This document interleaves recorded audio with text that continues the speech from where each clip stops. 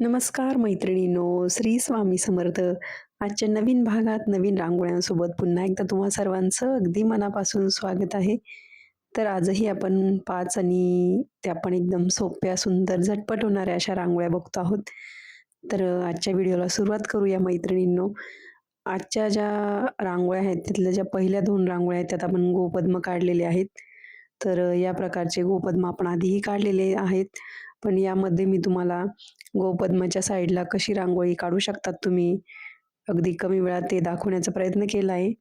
तर आपण आधी असे सिंपल आपले गोपद्म काढून घेतले नेहमीप्रमाणेच आणि खाली बघा अशा लाईन्स काढते मी. लाल, पिवळा आणि सफेद कलरमध्ये काढलेत. अगदी 1 ते 2 मिनिटाच्या आत होणारी रांगोळी ही नक्की ट्राय करा. देवघरासमोर, दारासमोर किंवा तुळशीसमोर काढा. तर आपली ही रांगोळी रेडी झालेली आहे. एकदम सोपी आहे. तुम्हाला जर गोपद्माचा आकार जमत नसेल, तर आपली बेसिक रांगोळीची सीरीज एकदा नक्की बघा. त्यामध्ये मी एकदम सोप्या पद्धतीने गोपद्म कसे काढायचे ते शिकवलेलं आहे किंवा अजूनही बरेच व्हिडिओ आहे आपले गोपद्मावर. नक्की बघा. पुढची रांगोळी पण सेम आहे. आपण पहिल्या रांगोळीमध्ये खालच्या साईडला लाईन्स काढल्या, यामध्ये दोन्ही साईडला काढणार आहे, वरती पण आणि खाली पण. तर मैत्रिणींनो, एक कमेंट आलेली एका ताईंची, की मी आता सध्या आपली चतुर्थी झाली त्यामुळे मी एक गणपती बाप्पाची रांगोळी काढली होती. पण ती रांगोळी मी फक्त तुम्हाला दाखवण्यासाठी म्हणून काढली होती आणि ती रांगोळी मी घराच्या आतमध्येच काढली होती. आता जिथे रांगोळी काढली तो आमचा घराच्या आतलाच म्हणजे तेवढा भाग आहे, तेवढ्या भागात मी रांगोळ्या शूट करत असे कारण की तिथे उजेड व्यवस्थित पडतो आणि ज्या रोजच्या रांगोळ्या आहेत ना, त्या मी दारासमोर ज्या रांगोळ्या काढते, त्या एकदम साईडला काढते. एकदम म्हणजे दरवाजात काढत नाही रांगोळी. साईडला थोडीशी जागा आहे, तिथे काढते. तिथे कोणाचाच पाय पडत नाही अशा ठिकाणी मी रांगोळी काढते. कारण की मी ही तेवढी काळजी घेतलेली असते. रांगोळी म्हणजे एक देवाचं प्रतीक आहे आणि त्यावर पाय पडू नये. आता लहान मुलं तर कधी-कधी चुकून पाय देतातच, पण मोठ्या माणसांना म्हणजे मोठ्या माणसांचे पाय पडू नये अशा ठिकाणीच मी ती रांगोळी काढत असते. तर सर्व म्हणजे रांगोळी काढताना मी सर्व काळजीच घेतलेली असते. आता ह्या रोज तुम्हाला ज्या दाखवते, त्यात तर काही प्रश्नच नाही कुणाचा पाय पडायचा. पण रोजच्या रांगोळीचं मी सांगितलं तुम्हाला कुठल्या ठिकाणी मी रांगोळी काढते. त्यामुळे काही टेन्शनच नाही रांगोळी पुसण्याचं. मी जर गावाला गेली मैत्रिणींनो, तर 15 दिवस माझी रांगोळी जशीच्या तशी राहते. त्याला कुणी पुसतही नाही, काहीच नाही आणि पाय पडायचा तर प्रश्नच नाही रांगोळीवर.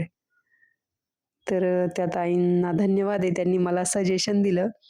मला काही त्यात राग नाहीये कारण की त्यांचंही योग्य आहे, की आपण जे देवाचे जे शुभचिन्ह असतात, ते असे दारात काढू नये आणि काढले तरी एखाद्या अशा जागेवर काढा जिथे कुणाचे पाय पडणार नाही.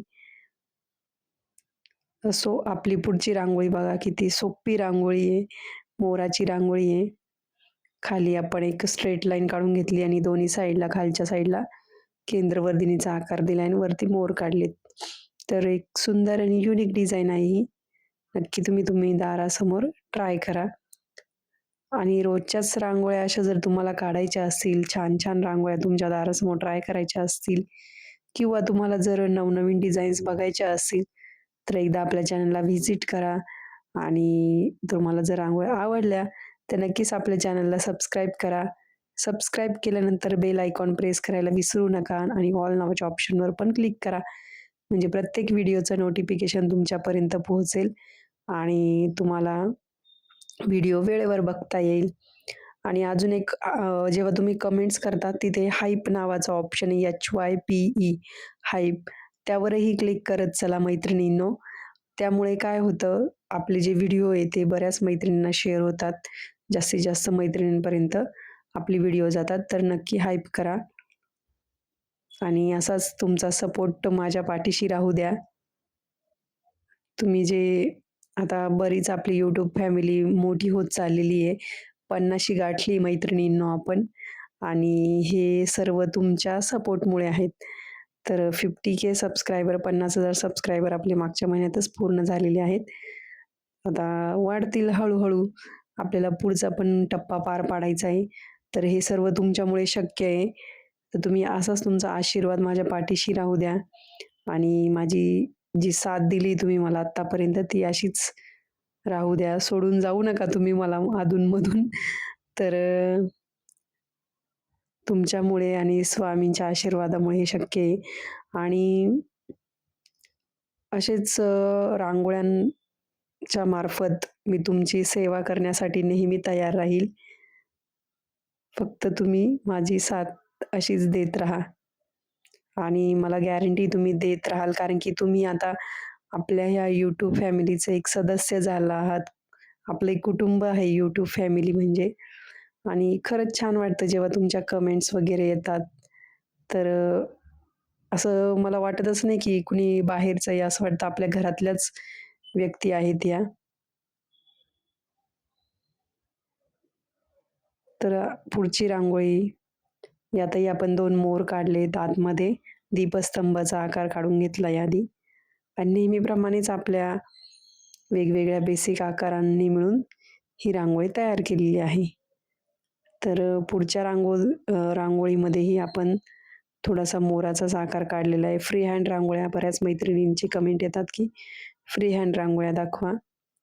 त्यापैकीच ह्या रांगोळ्या आहेत.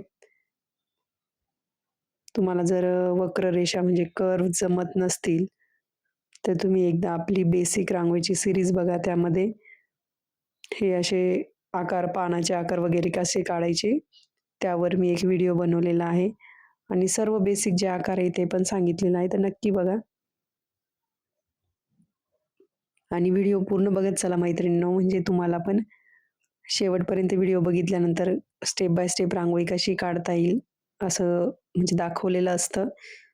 तर नक्की बघत चला आणि कमेंट करत चला प्रत्येक व्हिडिओच्या खाली. कमेंट केल्याने काय होईल, की तुम्हाला रांगोळीबद्दल काय मत आहे तुमचं त्या व्हिडिओबद्दल, ते माझ्यापर्यंत पोहोचेल. फक्त तुम्ही व्हिडिओ बघताय, लाईक करताय, तर ते पण मला समजेल, की तुम्हाला आजची रांगोळी आवडली की नाही ते आणि तुम्ही रांगोळी ट्राय करताय की नाही ते पण कळेल. तर नक्की कमेंट्स करत चला. ही पण रांगोळी एकदम सोपी आहे. झटपट होणाऱ्याच रांगोळ्या अगदी कमी कलरमध्ये, कमी वेळात काढता येतील अशाच रांगोळ्या आहे. तर आजच्या रांगोळ्या ह्या तुम्ही तुमच्या दारासमोर ट्राय केल्याच पाहिजे मैत्रिणींनो. जी पण रांगोळी तुम्हाला तुम्हाला आवडेल तुम्ही तुमच्या दारासमोर ट्राय करा आणि भेटूया अशाच झटपट होणाऱ्या सोप्या सुंदर रांगोळींच्या भागात. तोपर्यंत रांगोळीची प्रॅक्टिस करा. दारासमोर रोज रांगोळी काढा. रोज नवीन रांगोळी शिका. धन्यवाद. Bye bye.